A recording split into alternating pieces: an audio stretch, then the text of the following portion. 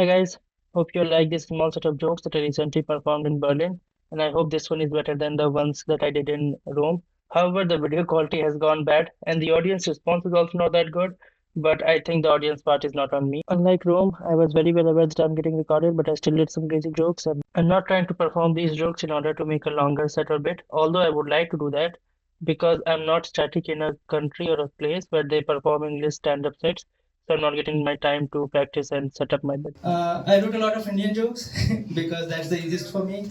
But I see someone already performed them, so I'll have to improvise a lot, just like the last time. And that is what Indians have been doing, improvising their life so that they can fit white people.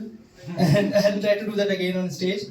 Okay, so my name is Madhusudan Pathak, and it is hard for you all to pronounce, so you all can call me the tech support guy. That will be more familiar with this voice. This is my second one. I performed in Rome, and Rome was great. But the thing is, I wrote a bunch of political jokes. And the problem with that is I went there to apply for a visa. And if you cannot understand these jokes, just realize your privilege.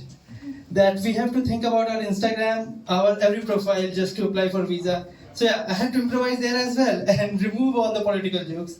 But yeah, still it was not that big of a disaster because yeah, I have Indian jokes with me all the time. I also cannot make political jokes because I am not into media. And at this moment only media is making jokes about politics. All the media all over the world, especially in India.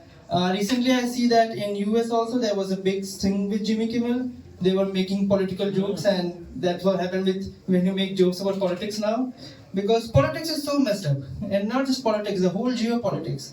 So messed up that people believe that they have rights at this moment, and rights like right to vote. It like there can be no other level of delusion at this moment to believe that you have right to vote at this moment, and you have free will to choose what you want to vote for. I have to stay in Europe, and that is the reason I need visa, and I'm doing all kind of improvisation just so that I can get there.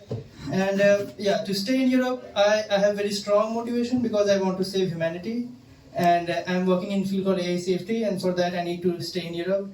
And so basically, I have to not make political jokes and talk about random jokes so that I can save humanity. Like that can be a big of a contribution from my side. So I should just stick to being the safe comedian, talk about sex and talk about X. That is the easiest way at this moment by not being cancelled. And I cannot do both of them because I don't have much experience at this moment.